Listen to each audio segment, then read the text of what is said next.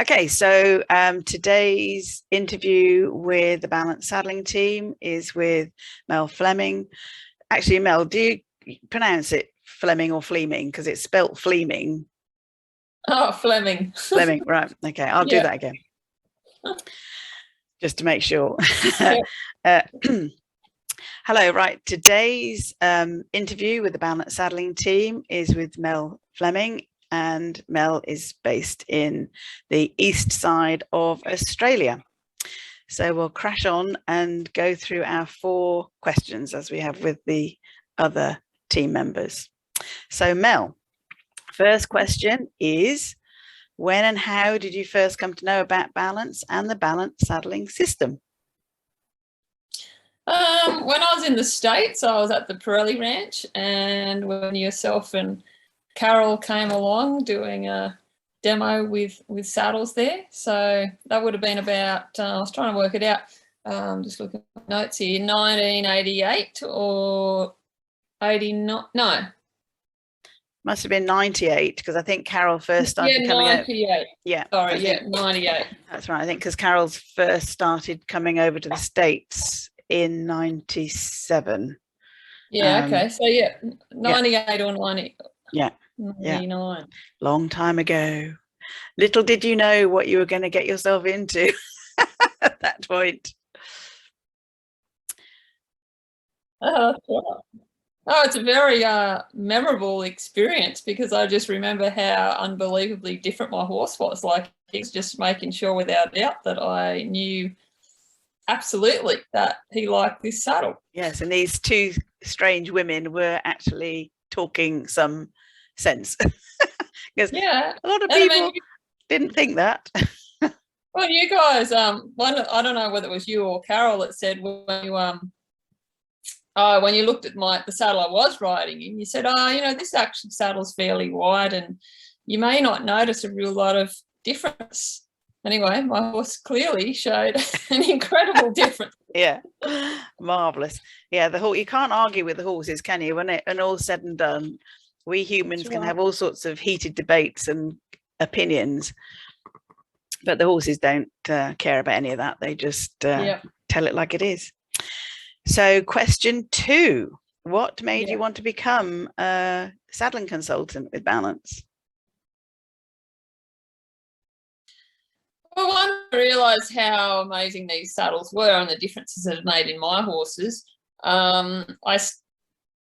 Being a clinician and doing the clinics, I started to notice when other horses, like students' horses, seemed to be compromised by the saddles. So I was always asking them, suggesting that they should have a ride in my saddle in the clinics or the lessons, just to see if it made a difference. And of course it did. And so then I'd be recommending that they get in touch with you guys and get a saddle. So that went on for a few years. And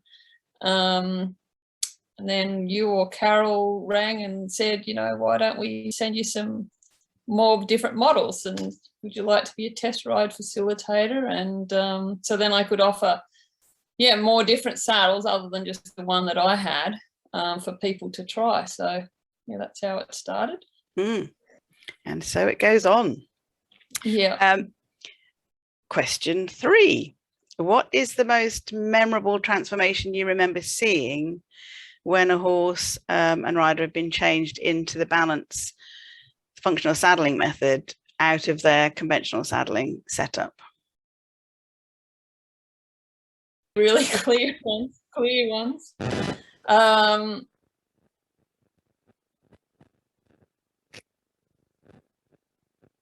And they were very, competent rider, and normally this horse would, go pretty well for them.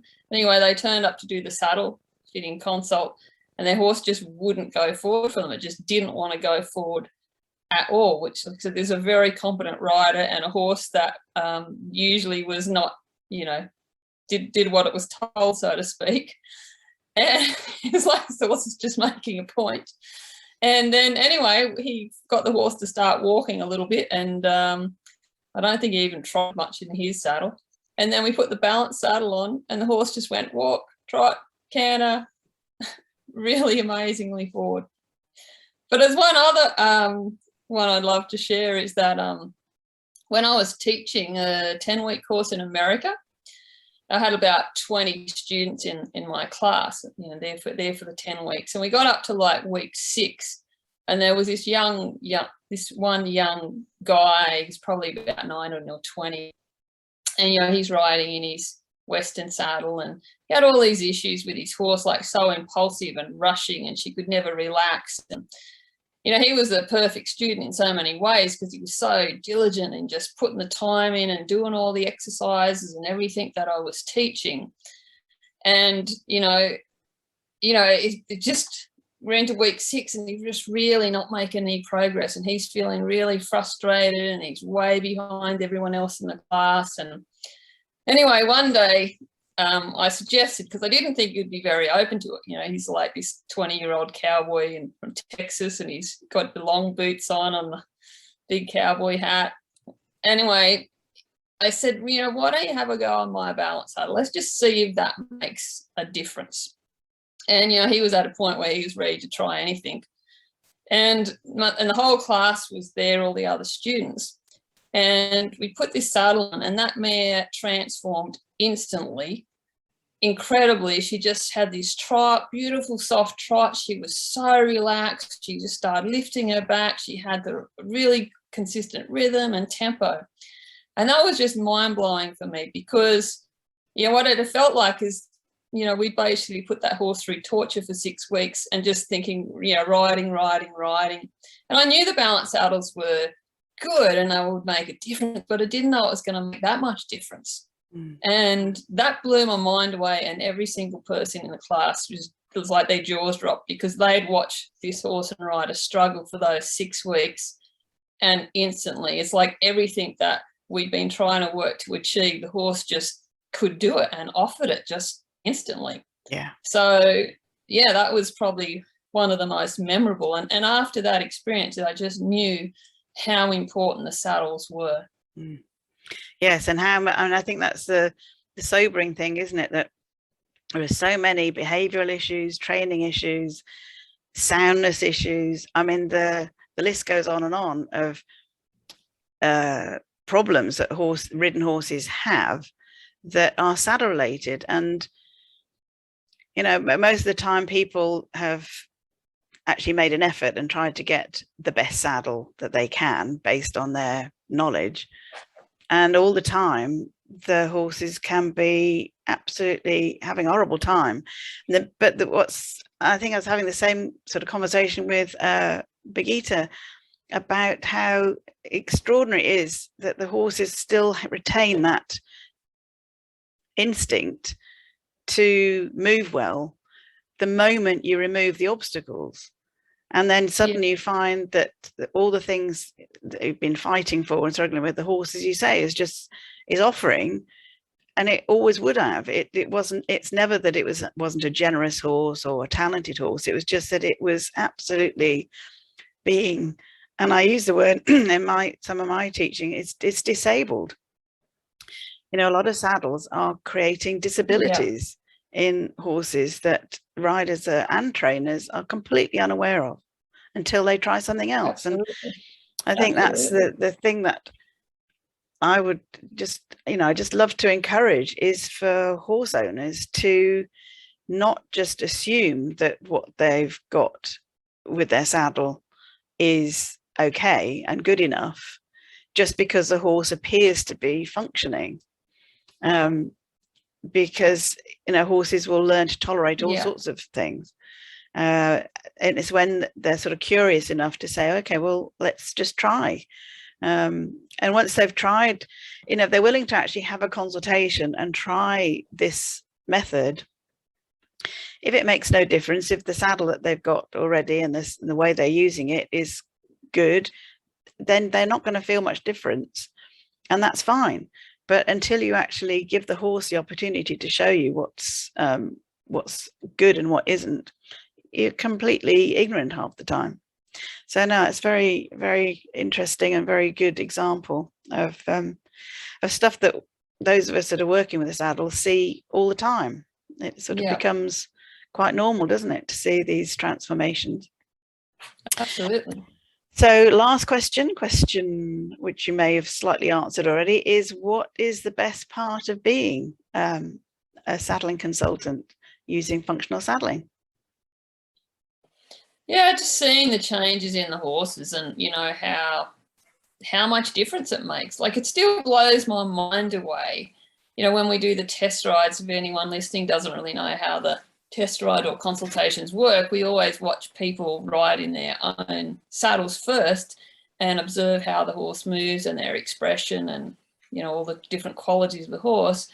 And, you know, it's so interesting because I get to try such a big range of saddles, like as comparisons, from, you know, the lower end of this market to the really high end of the market. And I obviously haven't tried every single saddle out there available, but I've certainly had the opportunity to test ride against a lot of saddles in English and Western and Australian stock saddles.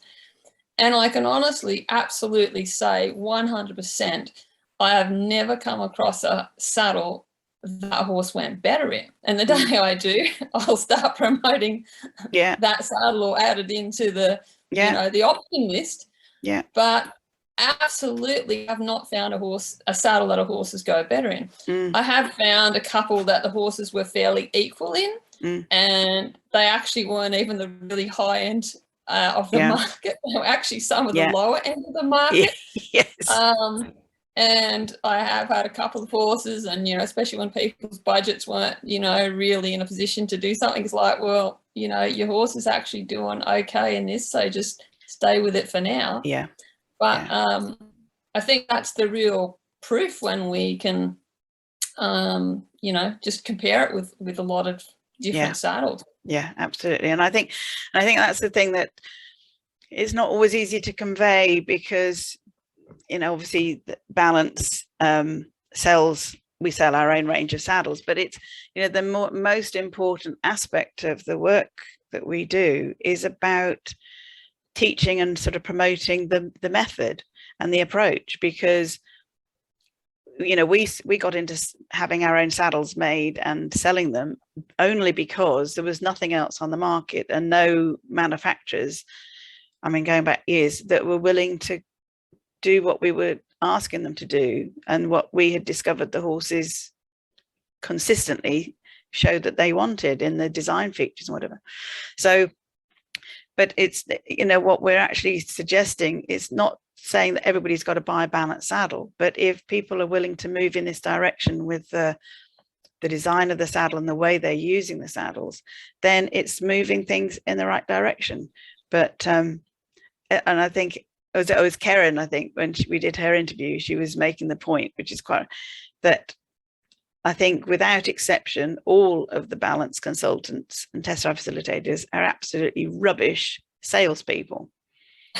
And that's, in my book, that's a good thing, because that's not the point of the consultations. It's not the point of any of the work that we do, is not to sell things. We're never going to be millionaires, because that's not been the focus, and it still isn't for anybody that's involved. The focus is on the welfare of the horse, and you know, if that can be achieved with a different make of saddle, but used in a more appropriate way, in a sort of more supportive way, marvelous.